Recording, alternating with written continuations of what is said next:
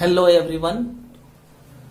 आज हम लोग क्लास 10 के लिए है ना, क्लास 10 के लिए हिंदी मीडियम से देखेंगे किसको, पाचन तंत्र को देखेंगे, मनुष्य में पाचन को देखेंगे है ना। मनुष्य में पाचन को पूरे विस्तार से एंजाइमिक क्रियाविधि के द्वारा सारा कुछ हम लोग देखेंगे। अगर आप हमारे चैनल पर नए हैं तो चैनल को सब्सक्राइब करेंगे, क्योंकि हमारे पास इससे पहले वाले सारे वीडियो अच्छे तरीके से विस्तार से बताया हुआ है ना। तो सब्सक्राइब करेंगे तो आपको इसका नोटिफिकेशन मिलता रहेगा। आज हम लोग देखेंगे मनुष्य में पाचन को, ठीक है, मनुष्य में पाचन को और मनुष्य के पाचन तंत्र का पूर्ण अध्ययन करेंगे कि कैसा होता है मनुष्य का पाचन तंत्र, ह्यूमन डाइजेस्टिव सिस्टम। ठीक है, तो ह्यूमन डाइजेस्टिव सिस्टम को समझने के लिए हम लोग क्या करेंगे, हम लोग देखेंगे पूरा विस्तार से इसको, है ना। तो क्या कुछ करना है, तो सबसे पहला तो आप देखिए कि पाचन किसे कहते हैं, पाचन क्या प्रक्रिया है। तो पाचन के बारे में पहले भी आपको बताया जा चुका है कि पाचन क्या है। एक ऐसी प्रक्रिया है जिसमें क्या होता है, एक जटिल कार्बनिक पदार्थ है ना, जटिल कार्बनिक पदार्थ को सरल कार्बनिक अकार्बनिक पदार्थ में बदला जाता है और उसके बाद उसे अवशोषित करके उससे ऊर्जा की प्राप्ति की जाती है। अब पाचन तंत्र लग गया तो पाचन तंत्र में क्या है, पूरा विकसित तंत्र है और उस विकसित तंत्र के अंदर पूरे पाचन की प्रक्रिया होगी जिससे कि ऊर्जा का निर्माण होगा, है ना। तो मनुष्य में पाचन तंत्र किस तरह से संपन्न होता है, तो इसके लिए मनुष्य में क्या है, तो मनुष्य एक विकसित प्राणी है, बहुकोशिकाओं से बना हुआ है। कोशिकाएं जुड़ करके उत्तक का निर्माण किए हैं, उत्तक जुड़ करके अंगों का निर्माण किए हैं, है ना, और अंग आपस में जुड़ करके अंग तंत्र बनाए हैं और इसी अंग तंत्र में हमारा एक आता है पाचन तंत्र। पाचन तंत्र में के कौन कौन से भाग है आप यहाँ देखें। सबसे पहले तो पाचन तंत्र में सबसे पहला तो आपका आहार नाल और दूसरा पाचन ग्रंथियां, है ना। तो आहार नाल का भाग आपको बताते हैं यहाँ पर। आहार नाल में कौन कौन सा हिस्सा है। आहार नाल में आपका सर्वप्रथम आता है क्या, मुख गुहा।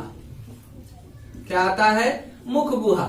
मुख गुहा के अंदर आप क्या देखते हैं, मुख गुहा, पहले तो आपका मुख गुहा से पहले ये वाला हिस्सा जो दो होंठ से मिलकर के बना हुआ है, इसे क्या कहते हैं, मुख कहते हैं। अपर लिप और लोअर लिप, है ना, दो होंठ से मिलकर के बना हुआ है। मुख गुहा के अंदर आप देखते हैं कि क्या है, दांत है, जीभ है ना, और लार ग्रंथियां है ना। मुख गुहा के अंदर दांत आपका है, जीभ है, लार ग्रंथि, ठीक है।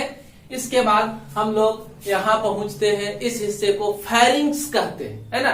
फेरिंग्स से नीचे उतरते हैं तो यह ग्रसन नली है। ग्रसन नली आगे चल करके एक थैली नुमा रचना में खुलती है ना, जिसे क्या कहते हैं, अमाशय कहते हैं। अमाशय के बाद हमारा यकृत है ना, और क्या है, अग्नाशय है, अग्नाशय है। अग्नाशय के बाद क्या है, छोटी आंत है। छोटी आंत के बाद क्या है, तो बड़ी आंत है ना, और क्या है, रेक्टम है, मल द्वार है, और क्या है, सीकम है। ये सारा हिस्सा आपके पाचन तंत्र का भाग है, ठीक है। और इसी को विस्तार से एक एक करके हम लोग पूरा देखेंगे कि इसमें कौन कौन से भाग है और किस तरह से ये कार्य करेंगे, है ना। तो पहला आपका क्या है, पहला आपका पाचन आहार नाल और पाचन ग्रंथियां मिलकर के ही पाचन तंत्र। आहार नाल के बारे में जान ले कि मनुष्य का आहार नाल सबसे लंबा होता है 8 से 10 मीटर। शाकाहारी जंतुओं का आहार नाल लंबा होता है ना। मांसाहारी जंतुओं का आहार नाल छोटा होता है, ठीक है, कम एंजाइम के स्राव की वजह से, और ऐसे अनुकूलन हो जाती है। तो पहला आपका 8 से 10 मीटर इसकी लंबाई हो गई, है ना। तो इसके भाग जो है, भाग में मुख गुहा, जीभ, दांत, है ना, लार ग्रंथि और साद कलियां, इतना आपको मुख गुहा में अभी हम लोग पढ़ेंगे, ठीक है। तो मुख गुहा के भाग को हम लोग पहले देखते हैं। इसको आपने देख लिया, ठीक है। मुख गुहा के भाग को देखते हैं। सबसे पहला हम लोग चर्चा करते हैं, मुख गुहा में क्या है, एक मांसल, है ना, एक मांसल मांसपेशियों से बनी हुई रचना है जिसे क्या कहते हैं, जीभ कहते हैं, ठीक है। तो जीभ के ऊपर क्या है, जीभ आप लोग जब आईने में देखते होंगे तो जीभ आपको चिकना नहीं दिखाई देता है। जीभ के ऊपर क्या है, कुछ छोटी बड़ी इस तरह से उबड़ खाबड़ रचनाएं आपको दिखाई देती है ना, जिससे कि जीभ घर्षण युक्त हो जाता है, हमारे भोजन को निगलने में आसानी होती है, बोलने में आसानी होती है ना। तो ये सब काम है जीभ के ऊपर उभरी हुई रचनाओं का, है ना, कलिकाओं का। तो इन कलिकाओं का नाम कुछ इस तरह से है, इस तरह से नुकीला वाला जो आपको दिखाई दे रहा है उसे फ्यूजिफॉर्म पैपिला कहते हैं, और गोल रचनाएं जो है उसे फंगिफॉर्म पैपिला कहते हैं। जीभ के अधर तल पर कुछ रचनाएं दिखा रही है, उसे वाल्वेट, है ना, क्या कहा जाता है, वाल्वेट पैपिला कहा जाता है। ठीक है, कलिका, तो इतना तरह का कलिका इस पर पाया जाता है। इसके अलावा हम लोग जानते हैं कि जीभ का कार्य क्या है, आपसे पूछे जीभ का कार्य क्या है ना, तो जीभ क्या बताएगा, सबसे पहले स्वाद बताएगा, बोलने में आपको मदद करेगा, है ना, भोजन को निगलने में मदद करता है, भोजन को निगलने में आपको मदद करता है, चबाने में आपको मदद करता है। ये सारे हमारे जीभ के कार्य हुए, है ना। जीभ क्या कार्य करता है इसको हम लोगों ने समझा। अब यहाँ पर स्वाद ग्रंथियां हैं, सबसे अगले हिस्से में मीठे स्वाद के लिए, फिर खट्टे स्वाद के लिए, फिर नमकीन स्वाद की ग्रंथियां, और अंतिम में जो होता है तीखे स्वाद के लिए होती। कहते हैं ना कि मिर्चा खाओगे तो कान लहर जाएगा, है ना, यानी कि इस हिस्से में आपका क्या होता है, स्वाद का अनुभव होता है। ऐसे सटाते हैं तो लार के वजह से हमको तो तीता यहाँ सटाने के बाद भी लगता है तीखा, लेकिन जैसे जैसे वो ऊपर जाता है तीखेपन बढ़ता जाता है, क्योंकि ओरिजिनल ग्रंथियां जो उपस्थित होती है वो इसी हिस्से में होती है ना। तो इस तरह से जीभ के कार्य को हम लोगों ने समझा। ठीक है, ये आपका जीभ खत्म। ठीक है, जीभ में कोई समस्या नहीं है, पैपिला वगैरह लिख लेंगे आप।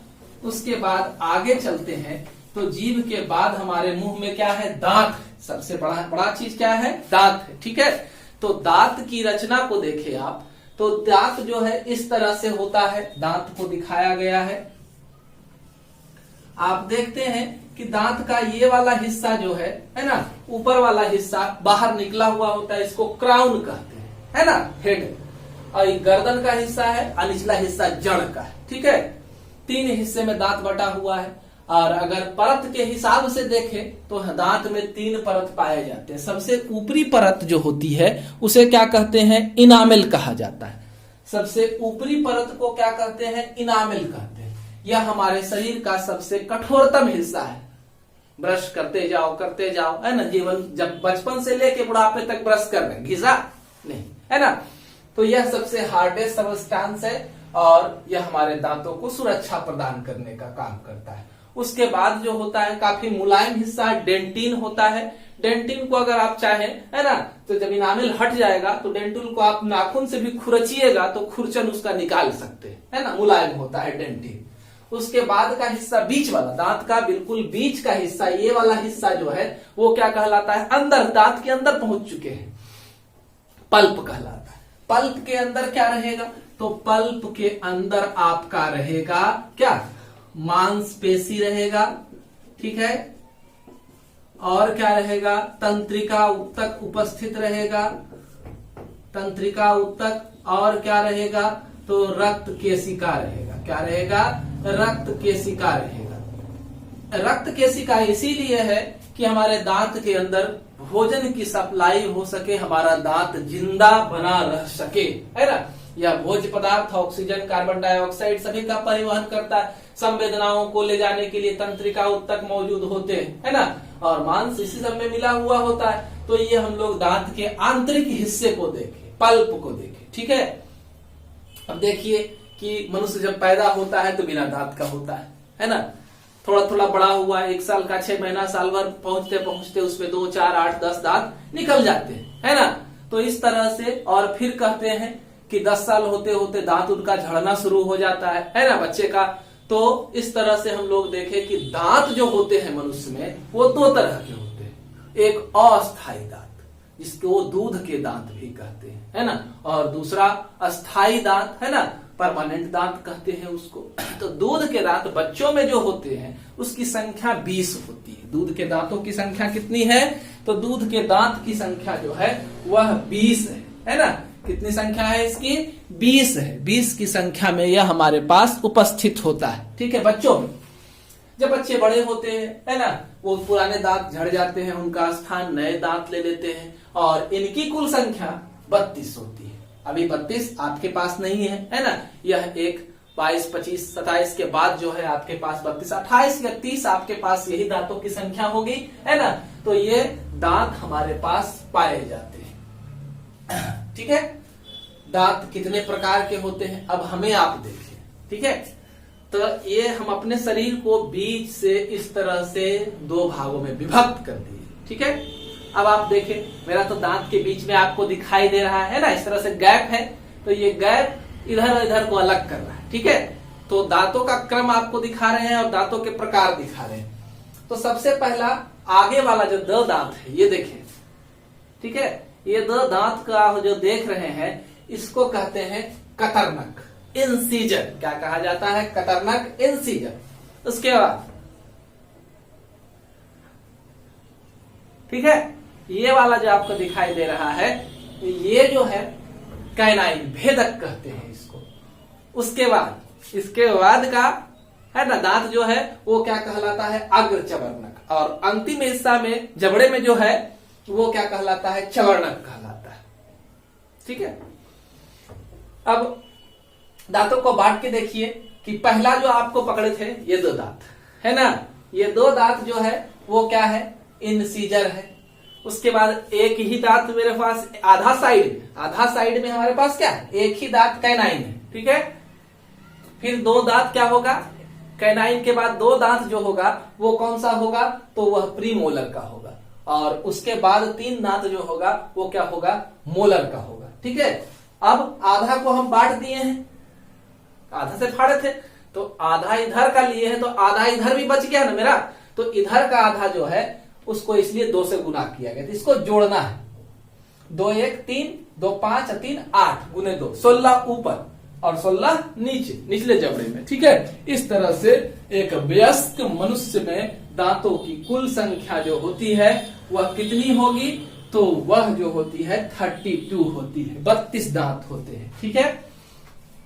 इस तरह से हम लोगों ने दांतों का प्रकार देखा। यहां तक कोई दिक्कत नहीं है?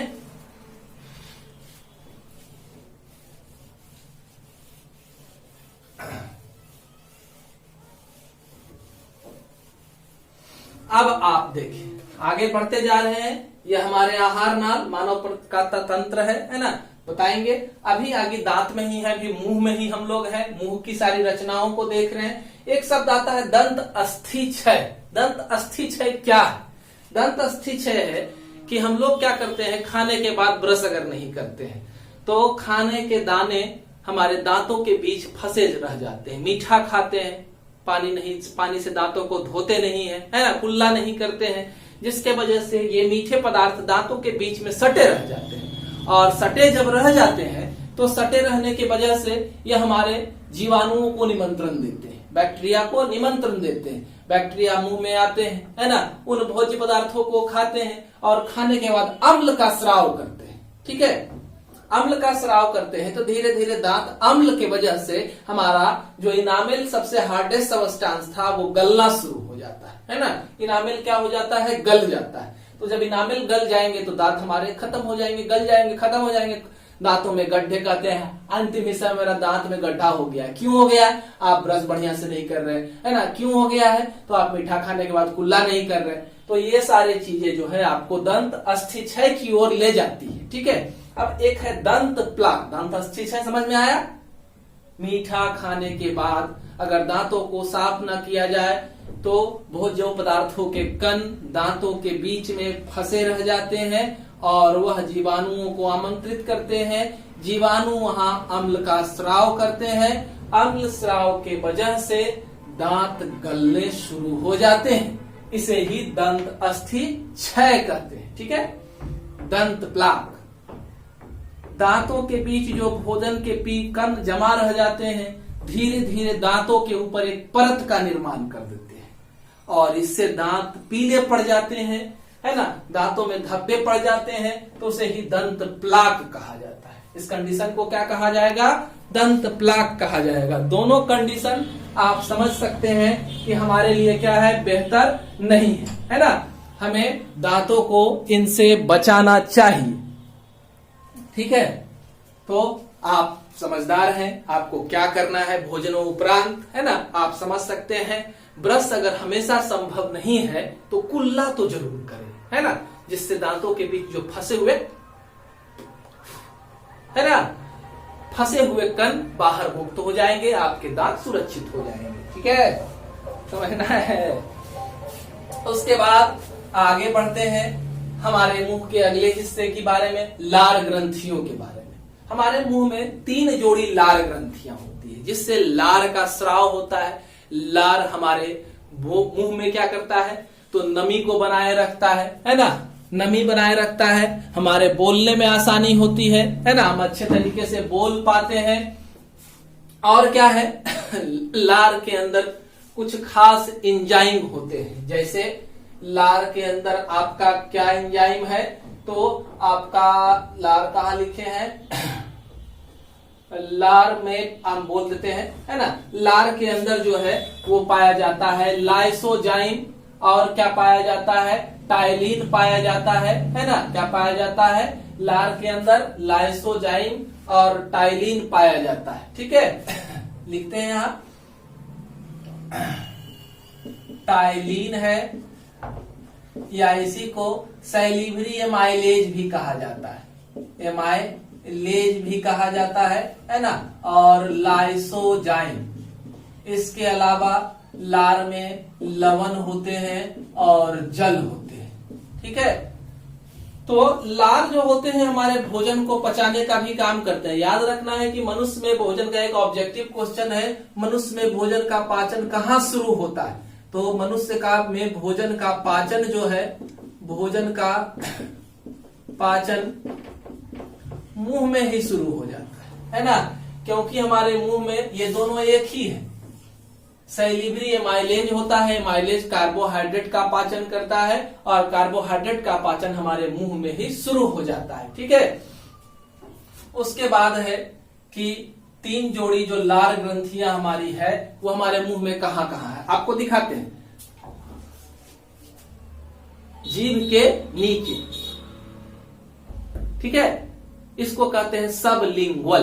क्या कहा जाता है, सबलिंगुअल, ठीक है, सबलिंगुअल हमारे जीभ के नीचे। दूसरा है पैरोटिड, दोनों गाल के पीछे, है ना, पैरोटिड पाया जाता है। एक पेयर, एक जोड़ा सब मैंडिबुलर, दोनों जबड़ा जो निचला है उसके पास जो है एक जोड़ी लार ग्रंथि पाई जाती है। और ये तीनों जोड़ी लार ग्रंथियां मिल करके पूरे दिन में 24 घंटे में लगभग 1.5 लीटर लार का स्राव करती है, जो सब हम लोग पी जाते हैं, है ना। तो अंदर जाकर के भी ये भोजन का पाचन करती है, हमारे मुंह को सॉफ्ट बनाए रखती है, मुलायम सूखने से बचाती है। ये सारा काम जो हो गया इसका हो गया लार का। दूसरा चीज है कि हमारा मुंह खुला हुआ है, बहुत सारे जीवाणु विषाणु अंदर जाते रहते हैं, है ना। तो लाइसोजाइम जो है वो उन जीवाणुओं को नष्ट करने का काम करता है एक हद तक, है ना।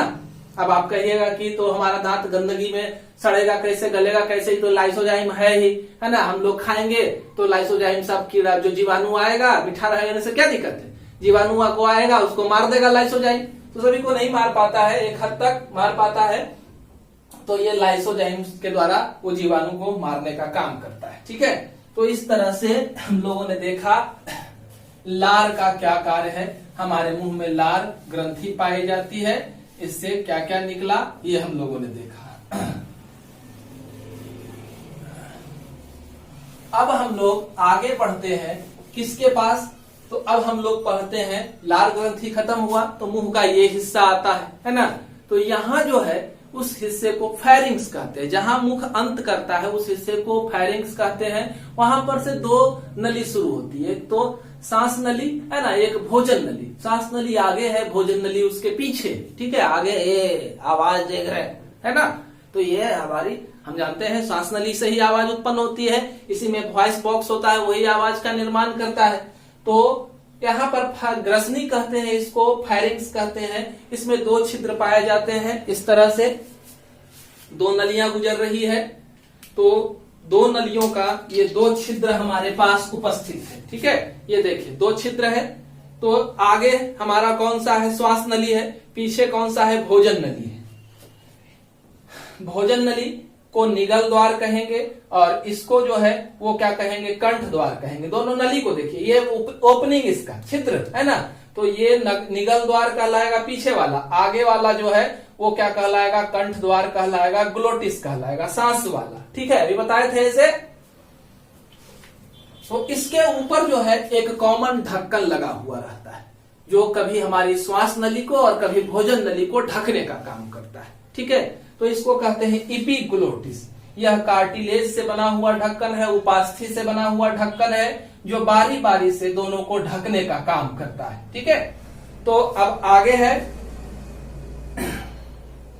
कि हम लोग देखते हैं कि भोजन कर रहे हैं, उस समय हम लोग हंसना शुरू कर देते हैं। तो हम लोग भोजन करते समय जब हंसना शुरू करते हैं तो क्या देखते हैं? हम देखते हैं कि हम लोग सरक जाते हैं, कहते हैं हम लोग सरक गए।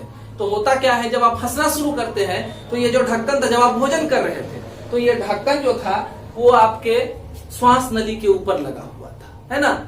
भोजन नली खुला हुआ था, लेकिन जैसे ही आपने हंसना शुरू किया तो हंसने के लिए हवा को बाहर आना पड़ेगा। तो हवा जब बाहर आएगा तो हवा नली के ऊपर जो ढक्कन लगा हो तो उसको हटना है। तो अब ये जाके भोजन नली पर चला जाएगा। अब आप खा रहे थे भोजन नली, तो भोजन नली के अंदर खाना जाना चाहिए था, लेकिन ढक्कन तो भोजन नली के ऊपर लगा हुआ है ना। उस कंडीशन में हम लोग का भोजन जो है श्वास नली में चला जाएगा, और श्वास नली के अंदर भोजन जाएगा। एक चावल का दाना या छोटा सा पानी का बूंद भी अंदर चला जाएगा और फेफड़े में पहुंच गया तो डेथ तक हो सकती है, मृत्यु हो सकती है। तो इसे बचने के लिए हमारी नली के अंदर भीगरस बहुत तेजी से सिकुड़न होता है, वो सिकुड़ते हैं और उसको निकाल बाहर फेंकते हैं। तो इधर का रास्ता, मुंह का रास्ता तो आपको बंद है, तो वह नाक के रास्ते से बाहर निकल जाता है, इसलिए हम लोग सरक जाते हैं। ठीक है, समझ में आया। अब इस नली से हम लोग नीचे उतरते हैं, है ना। तो ये जो नली है हमारी भोजन की नली को हम लोग तो पाचन तंत्र पढ़ रहे हैं, तो पाचन तंत्र में जो हमारी भोजन की नली है ना, भोजन की नली ग्रसनी जो है उसको, उसमें जब भोजन घुसता है तो उस नली के अंदर इस तरह से है ना, माने इधर इधर किसी भी डायरेक्शन में उसके अंदर गति होती, वो हिलता है भोजन के अंदर जाने के वजह से, है ना। कभी ऐसे कभी ऐसे कभी ऐसे, जिग अनियमित पाथवे पर यह गति करता है, और इस गति को क्रमानुकुचन गति कहा जाता है। पेरिस्टाल्टिक मूवमेंट क्रमानुकुचन गति कहा जाता है। ठीक है, जिससे भोजन को निगलने में आसानी होती है। साथ ही हमारे ग्रसनी की दीवार के ऊपर जो नाक में आपका म्यूकस चिपचिपा पदार्थ है वही अंदर चला जाता है। ठीक है, तो ये क्रमानुकुचन गति होती है इस नली में। ठीक है, ये क्रमानुकुचन गति हमारे आमाशय में भी होती है, पेट की थैली में भी होती है, भोजन को पीसने के लिए। इतना समझ में आया। अब हम लोग आगे बढ़ते हैं, आगे बढ़ते हुए चलते हैं हमारे आमाशय में, है ना। कहाँ चलते हैं? आमाशय में चलते हैं। तो आमाशय में जाने से पहले हम लोग अपने पाचन तंत्र का डायग्राम को देखते हैं, चित्र को देखते हैं कि हमारे पाचन तंत्र के कितने भाग हैं और कैसे उसका डायग्राम हम लोग बनाएंगे। ठीक है, डायग्राम बनाने के लिए मैं एक बार फिर से आपको बताता हूं, यहाँ ध्यान देंगे बोर्ड पर कि कैसे मेरी उंगलियां चलती है, उसी तरह से आपको भी। बहुत कठिन काम नहीं है, बहुत ही आसान है, देखिए, है ना। फिर क्या करना है, ये ले लिया मैंने इस तरह से, कोई कठिन काम नहीं, देख लिया आपने, डायरेक्ट मैंने ऐसे खींच दिया, है ना। लीजिए, इधर का काम रहने देता हूं, अब इधर आपको मिला देता हूं, ऐसे ऐसे आपको कर देना है। लीजिए, आपका बन गया। इधर का हिस्सा है, तंती में लाके इसको फुला दीजिएगा, है ना, इस तरह से। तो इस तरह से आप पाचन तंत्र को बना सकते हैं। डायग्राम बनाना बहुत मुश्किल काम नहीं है, अगर ध्यान दीजिएगा तुरंत बन जाएगा। ठीक है, तो आगे हम लोग देखते हैं। सबसे पहला आपका ये क्या था, ये ग्रसन नली था, है ना। ठीक है, ओइसोफेगस इसको कहते हैं। उसके बाद यह हिस्सा जो आपका है यह अमाशय का है, इसको क्या कहा जाता है, अमाशय कहा जाता है, थैलीनुमा रचना। और ये पूरा 2 लोब में बटा हुआ स्ट्रक्चर हमारे शरीर की सबसे बड़ी ग्रंथि है ना, हमारे शरीर की सबसे बड़ी ग्रंथि यकृत है, लीवर है, ये यहाँ पर पाया जा रहा है। और लीवर के ऊपर ही एक थैली है, क्योंकि लीवर से एक जूस का स्राव होता है, उस जूस के को संग्रहित करने के लिए पित्त कहते हैं उसको, और उसको संग्रहित करने के लिए एक थैली है जिसको पित्त की थैली कहते हैं। अमाशय के नीचे का हिस्सा यह जो है अग्नाशय कहलाता है ना। और इसके अंदर जो कुंडलित नली है उसको छोटी आंत कहते हैं। छोटी आंत 3 भागों में बटा हुआ है, ये आप देखें, यहां से लेकर के यहां तक यू के आकार की रचना, ये डिओडिनम है ना, इसको क्या कहते हैं, डिओडिनम कहते हैं। यह यू के आकार की रचना है, उल्टे यू या सी के आकार की रचना है। उसके बाद यहां से लगभग 1 मीटर का हिस्सा जेजिनम कहलाता है, और बाकी जो है 6 मीटर वह इलियम कहलाता है। डिओडिनम, जेजिनम और इलियम तीनों मिला करके छोटी आंत कहलाते हैं, ठीक है। उसके बाद ये वाला बड़ी आंत कहलाता है, इस पूरे को क्या कहते हैं, बड़ी आंत कहा जाएगा। बड़ी आंत के कई भाग हैं। सबसे पहला जो है यहां से आप देखें, यहां से लेकर के यहां तक है ना, यहां तक मतलब यहां से शुरू करके यहां तक पहुंचते हैं, यह पूरा हिस्सा कोलन कहलाता है। इसको क्या कहते हैं, कोलन कहा जाता है। और यह 3 भागों में बटा हुआ है। ये क्या लग रहा है आपको, इधर तो बंद है ना, इधर क्या है, सॉरी, ये इसका रचना इस तरह से बनाना है, तो ये इधर बंद है, तो ये कहा जाएगा ऊपर की ओर, आरोही है ना, एसेंडिंग, तो इसको आरोही कोलोन कहा जाता है। ये ट्रांसवर्स कोलोन कहलाएगा, ये नीचे उतर रहा है क्योंकि ओपनिंग इधर है, तो इसको डिसेंडिंग कोलोन, अवरोही कोलोन कहा जाता है ना। यहाँ का हिस्सा रेक्टम कहलाता है, ये वाला हिस्सा सीकम कहलाता है, ठीक है। ये वाला हिस्सा जो है इसको वर्मीफॉर्म अपेंडिक्स कहते हैं, वर्मीफॉर्म अपेंडिक्स है ना, इसको क्या कहते हैं, वर्मीफॉर्म अपेंडिक्स कहा जाता है इस हिस्से को। ये मलद्वार हो गया, ये रेक्टम हो गया, संचित जगह है, यह संचय करने का काम करता है। ये हम लोगों ने इतना रचना को देखा। अब इस रचना से संबंधित कार्यों को एक एक करके देखना है, ठीक है, एक एक करके कार्यों को देखेंगे। तो सबसे पहला आपका क्या है, अमाशय। अमाशय जो है मांसपेशी के आधार पर, अमाशय मांसपेशी के आधार पर 3 तरह की मांसपेशी से बना होता है, और इसके 3 भाग है। ऊपर जो निकला हुआ हिस्सा है इसको फंडिक कहते हैं, बीच वाले हिस्से को कार्डियक कहते हैं, और इधर वाले हिस्से को क्या कहते हैं, पाइलोरिक कहते हैं। अब इसको समझे कि अमाशय इस तरह की रचना है, जो हम लोग खा चुके हैं मुंह से, वो सामान्य स्थिति में वापस मुंह में नहीं जाता है, वो सामान्य स्थिति में वापस मुंह में नहीं जाता है। तो इसके लिए यहाँ पर एक ढक्कन लगा होता है ना।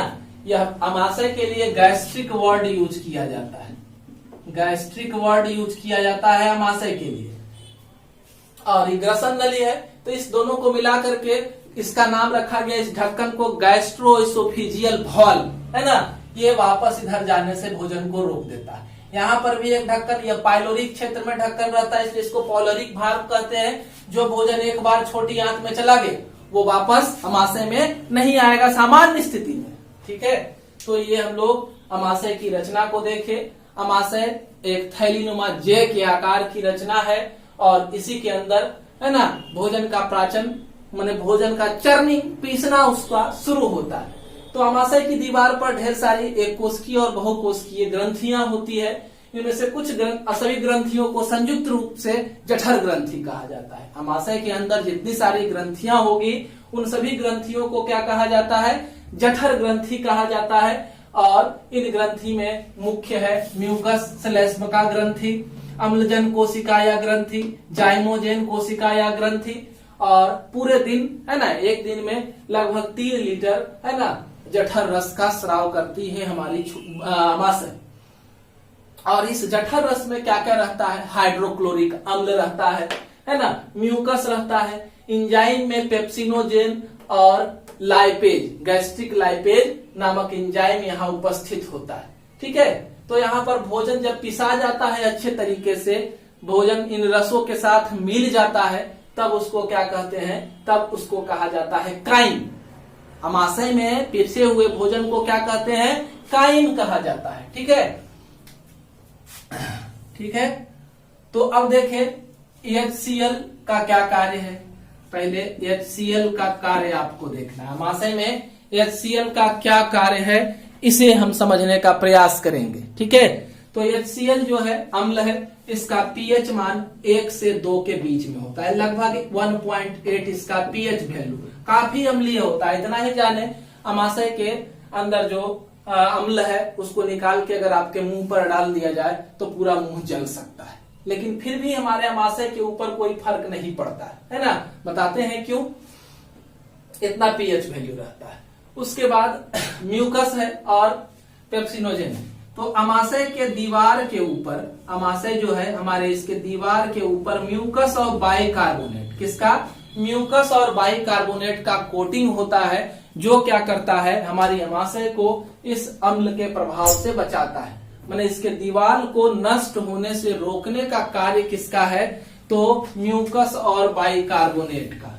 म्यूकस और बाइकार्बोनेट जो है वह क्या करता है, इसको नष्ट होने से बचाता है। ठीक है, हमारे HCl के प्रभाव को अप्रभावित कर देता है। HCl के प्रभाव को हमारे अमाशय की दीवार पर होने से रोकने का काम करता है ये म्यूकस और बाइकार्बोनेट। ठीक है,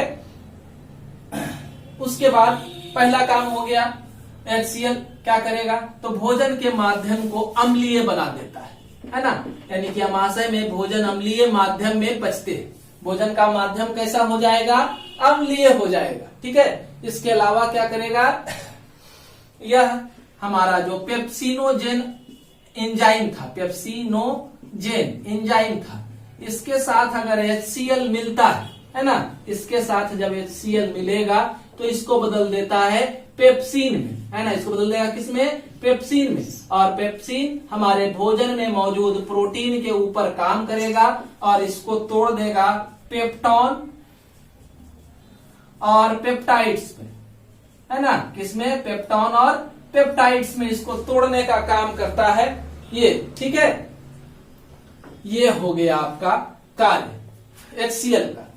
उसके बाद है, कभी कभी क्या होता है, गैस बन जाता है। जब हम लोग भूखे रहते हैं, अम्ल तो लगातार स्रावित होते रहता है, तो यह गैस का फॉर्मेशन, जल के साथ मिलकर के गैस का फॉर्मेशन कर देता है, और वही गैस हम लोग एसिडिटी कहते हैं उसको। दूसरा चीज है कि कभी कभी क्या होता है, कुछ सर्टेन तरह के बैक्टीरिया जो होते हैं वो हमारे म्यूकस और बाइकार्बोनेट जो दीवार पर लगा हुआ था उसको खा जाते हैं। तो जब उसको खा जाएंगे तो हमारा दीवार क्या हो जाएगा, खाली हो जाएगा। HCl के कॉन्टेक्ट, HCl तो लगातार स्रावित हो रहा है, तो HCl के संपर्क में आएगा और HCl के कारण जो है वह दीवार हमारा अमाशय घायल हो जाएगा, खून आने लगेगा लैट्रिन में, है ना, जिसको पेप्टिक अल्सर कहते हैं, अमाशय की घाव कहते हैं। तो ये अमाशय का घाव हुआ, पेप्टिक अल्सर हुआ। ठीक है, उसके बाद नीचे हम लोग उतरते हैं, हमारी छोटी आंत है। याद रखना है कि हमारी छोटी आंत जो है वो वहीं पर भोजन का पाचन क्या हो जाता है, पूर्ण हो जाता है। छोटी आंत में ही भोजन का पाचन क्या हो जाएगा, पूर्ण हो जाएगा। छोटी आंत में ही भोजन का पाचन पूर्ण हो जाता है। छोटी आंत की लंबाई लगभग 6 मीटर और इसकी चौड़ाई 2.5 सेंटीमीटर होती है ना। छोटी आंत की लंबाई बता चुके हैं कि यह 3 भाग ग्रहणी, है ना, जेजिलम और इलियम में बटा हुआ होता है। उसके अलावा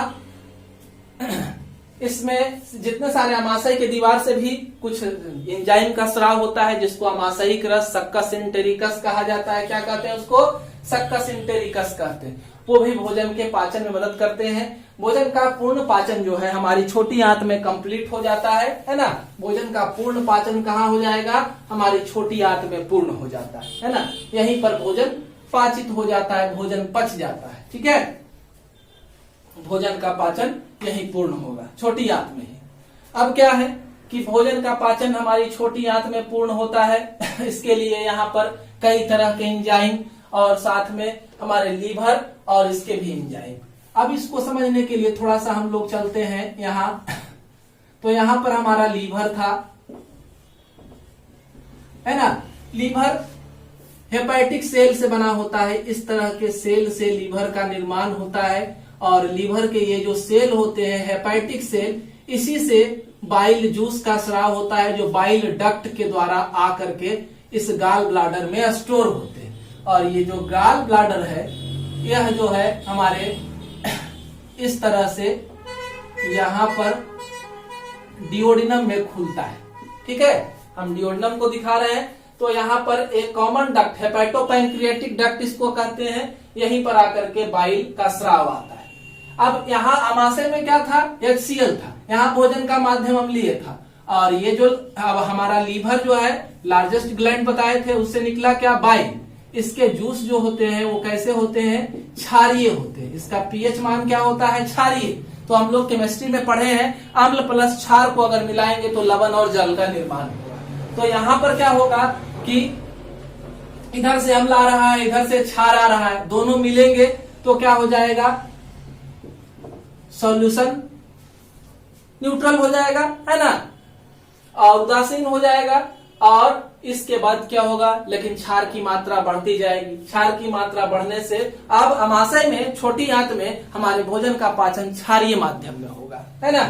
तो यहाँ पर जो पित्त निकलता है, बाइल निकलता है, इसका क्या कार्य है, बाइल का कार्य है पायसीकरण।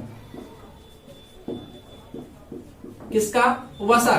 वसा को यह छोटे छोटे टुकड़े में तोड़ देने का काम करता है लीवर। यकृत से निकला हुआ जूस, पित्त जो है वो हमारे वसा का पायसीकरण करता है, वसा को छोटे छोटे टुकड़े में तोड़ देता है। ठीक है, उसके बाद यह क्या करता है, भोजन के माध्यम को क्षारीय बनाने का काम करेगा, है ना, कुछ जीवाणुओं को नष्ट करेगा। हम देखें कि हमारा HCl भी क्या कर रहा था, आमाशय में पहुंचने वाले जीवाणुओं को नष्ट भी करने का काम करता था। ठीक है, वहां एक काम छूट गया था, तो वो अभी जीवाणु को नष्ट करता था। और जो जीवाणु अम्ल में नहीं मरे वो क्षार में आके मरेंगे, तो वो यहाँ आकर के मर जाएंगे। इसके अलावा हमारा एक और है, ये वाला हिस्सा अग्नाशय, है ना।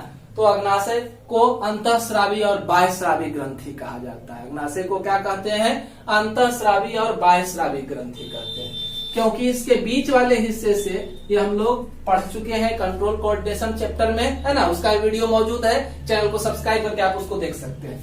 तो यहाँ पर जो है इंसुलिन हार्मोन निकलता है और ग्लूकागोन हार्मोन निकलता है ना। यह हमारे रक्त में ग्लूकोज की मात्रा को नियंत्रित करने का काम करता है। इसके अलावा इसके ये वाले हिस्से से एंजाइम में लाइपेज है, कार्बोक्सी पेप्टाइडेज है, एमाइलेज है ना।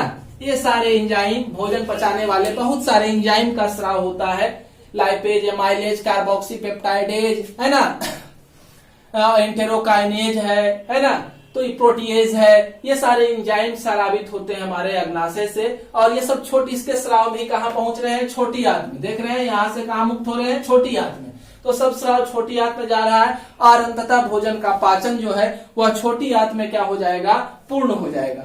जब छोटी आंत में भोजन का पाचन पूर्ण हो जाएगा तब क्या होगा कि भोजन को हमारे छोटी आंत की दीवार में इस तरह से उंगली नुमा प्रवर्धन पाया जाता है। क्या पाया जाता है, हमारे छोटी आंत की दीवार में कुछ उंगली नुमा प्रवर्धन पाया जाता है। इन उंगली नुमा प्रवर्धन के ऊपर भी इस तरह से उभार होते हैं, इसको भिलाई कहते हैं, है ना। इस उंगली नुमा प्रवर्धन को क्या कहा जाता है, भिलाई कहा जाता है, और इसको माइक्रो भिलाई कहते हैं। तो जब भोजन पच जाएगा तो उसमें से हमारा, जैसे कि कार्बोहाइड्रेट है ना, कार्बोहाइड्रेट है, तो यह अंततः पच करके इसका अंतिम उत्पाद क्या बनेगा, ग्लूकोज बनेगा। ठीक है। और अगर हमारा क्या होगा, अगर हमारे पास क्या है, वसा है, तो वसा का पाचन हो जाएगा, तो बनता है फैटी अम्ल और ग्लिसरॉल। क्या बनता है, फैटी अम्ल और ग्लिसरॉल। अगर प्रोटीन का पाचन होता है तो प्रोटीन अंतिम में टूट करके एमिनो अम्ल का निर्माण करता है। क्या बनाएगा, एमिनो अम्ल बनाएगा। तो ये अंतिम उत्पाद जो है भिलाई के द्वारा अवशोषित कर लिए जाएंगे। इनके अंदर ब्लड कैपिलरी का जाल होता है और लैक्टियल होता है। लैक्टियल लिम्फ को कहते हैं, और यह वसा का अवशोषण करेगा, और बाकी जो है ब्लड कैपिलरी जो इसके अंदर है वह एमिनो अम्ल और ग्लूकोज को अवशोषित करके रक्त में पहुंचा देंगे, और रक्त से हमारे शरीर के जिस हिस्से को जरूरत है वहां तक यह भोज्य पदार्थ पहुंच जाएगा। अंतिम उत्पाद पूछता है ना, अंतिम उत्पाद को याद रखना है, वहां तक पहुंच जाएगा, भोजन अवशोषित कर लिया जाएगा। ठीक है, इस तरह से। उसके बाद क्या है कि एक चीज है हमारा ये वाला हिस्सा, तो ये हमारे शरीर में वर्मिफोर अपेंडिक्स जो है हमारे शरीर में एक अवशेषी अंग है। हमारे शरीर में इसका कोई कार्य नहीं है ना। यह शाकाहारी जंतुओं में होता है। शाकाहारी जंतुओं में ये क्या करता है, तो सेलुलोज का पाचन करता है ना। लेकिन हम लोगों में यह अवशेषी अंग है, कार्यविहीन है। गलती से अगर इसमें भोजन चला जाता है तो इसमें संक्रमण हो जाता है, और संक्रमण के वजह से यह पक जाता है, इसमें रीम पस भर जाता है, तब इसको काट करके हटाना पड़ता है। इस बीमारी को अपेंडिसाइटिस कहते हैं, है ना। अपेंडिक्स में इन्फेक्शन, आइटिस में इन्फेक्शन होता है, और इसको काट करके हटा दिया जाता है। कहते हैं हम लोग सामान्य भाषा, अपेंडिक्स हो गया। अपेंडिक्स होगा ना, अपेंडिक्स तो पहले से था, है ना। अपेंडिक्स में इन्फेक्शन हो गया तो उसको काट करके हटा दिया जाता है। सीकम में कुछ खास तरह के जीवाणु मौजूद होते हैं जो क्या करते हैं, भोजन के पाचन में और विटामिन B12 के निर्माण में सहायक होते हैं। इरेक्टम स्टोर हाउस है, जब भोजन से अवशोषित हो जाएगा तो बाकी जो बचेगा अवशेषी पदार्थ पहुंच जाएगा बड़ी आंत में। बड़ी आंत के हमारे कोलोन जो है वो उससे एक्स्ट्रा वाटर और कुछ दवाइयों का अवशोषण करने का काम करते हैं। मल का निर्माण होता है, मल जाके रेक्टम में जमा होता है, टाइम टू टाइम उसको क्या कर देगा, बाहर निकाल देने का काम करता है ना। इस तरह से हमारा पाचन, मनुष्य में पाचन जो है वो पूर्ण हुआ। कुछ एंजाइम कुछ ये क्या कहते हैं, एंजाइम का एक्शन को आपको देखना है ना। जैसे पूछेगा कि प्रोटीन के किस एंजाइम के द्वारा पचता है, तो आप इसके लिए क्या कर सकते हैं, पेप्सिन लिखेंगे, है ना। पेप्सिन से पचेगा। पूछेगा वसा किससे पचता है, तो वसा के लिए आपका जो है वो क्या है, लाइपेज है ना। वसा किससे पचेगा, लाइपेज से। उसी तरह से फ्रुक्टोज है, फल में पाया जाता है, ग्लूकोज का एक टाइप फ्रुक्टोज। तो इसके लिए फ्रुक्टेज एंजाइम होता है, एएससी लगा हुआ रहेगा तो एंजाइम है। सुक्रोज सुक्रेज एंजाइम से, है ना। इनवर्टेज एंजाइम है। इस तरह से बहुत सारे एंजाइम है। माल्टोज का हमारे कार्बोहाइड्रेट चावल वगैरह में पाया जाएगा, तो माल्टेज एंजाइम से पचेगा। इस तरह से एंजाइम एक्शन, है ना, होता है। तो हम लोगों ने मनुष्य में पाचन को देखा। वीडियो पसंद आए तो लाइक जरूर करें, है ना, दूसरे तक पहुंचाए, शेयर करें, चैनल को सब्सक्राइब करें, हमसे जुड़े रहें। धन्यवाद।